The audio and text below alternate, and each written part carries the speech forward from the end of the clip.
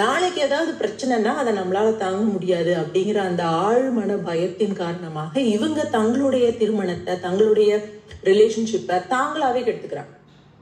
So இந்த மாதிரி PTSDனால ஏற்படக்கூடிய இந்த ஃபியர் ஆஃப் இன்டிமசி, இதுக்கு அட்டாச்மெண்ட் டிஸார்டர் அப்படின்னு சொல்லுவாங்க. ஸோ இவங்களால யாரோடையும் அட்டாச் ஆக முடியாது. இவங்களுக்கு நல்லா தெரியும் அந்த உறவு ரொம்ப முக்கியமானது, இந்த மனிதர் ரொம்ப நல்லவங்க, நம்ம கிட்ட அன்பா இருக்கிறாங்க, எல்லாமே தெரிஞ்சா கூட அவங்க அன்பா இருக்கிறதுனாலே, அவங்க இப்படி ஒரு அருமையான ஒரு வாழ்க்கை துணையா இருக்கிறதுனாலே இவங்களுக்கு ஆழ்மன பயம் அதிகமாயிட்டே போகும். அதனால இவங்க அந்த ரிலேஷன்ஷிப்பை தானாவே கெடுத்துக்கிறாங்க. அடுத்தது 8வது காரணம் கான்ட்ரடிக்டரி டிசையர்ஸ்.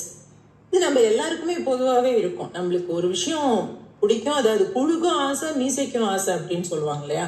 காலையில் எழுந்திரிச்சு எக்ஸசைஸ் பண்ணணும்னு ஆசை இருக்கும், இருந்தாலும் நம்ம தூங்கிட்டு இருப்போம். நம்ம புக்கு படிக்கணும்னு ஆசை இருக்கும், இருந்தாலும் நம்மளுக்கு டிவி பார்க்கணும்னு ஆசை இருக்கும். நமக்கு ப்ரமோஷனுக்காக ஒர்க் பண்ணணும்னு ஆசை இருக்கும், இருந்தாலும் எல்லாரோட சேர்ந்து ஊருக்கு போய் என்ஜாய் பண்ணணும்னு ஆசை இருக்கும். இந்த கான்ட்ரடிக்டரி டிசையர்ஸ் அப்படிங்கிறது எல்லா மனிதர்களுக்குமே பல சந்தர்ப்பங்கள்ல நம்ம லைஃப்ல அதை ஃபேஸ் பண்ணிட்டு தான் இருக்கோம். இன்னும் சில பேருக்கு பார்த்தீங்கன்னா இந்த எக்ஸ்ட்ரா மேரிட்டல் அஃபேர்ஸ்ல ஈடுபடுறவங்க பார்த்தீங்கன்னா அவங்களுக்கு இந்த கான்ட்ரடிக்ஷன் இந்த ரிலேஷன்ஷிப்ஸ்லயும் இருக்கு. ஸோ அவங்க லாங் டேர்ம்ல இந்த வாழ்க்கை துணைவரோட சந்தோஷமா இருக்கணும், இந்த வாழ்க்கையை தக்க வச்சுக்கணுங்கிற ஆசையும் அவங்களுக்கு இருக்கு. இருந்தாலும் ஷார்ட் டேர்ம்ல ஏதாவது ஒன்றத்தை பண்ணி அந்த ஒரு எக்ஸைட்மெண்ட்டை பார்க்கணும் அப்படிங்கிற ஒரு ஆசையும் இருக்கு.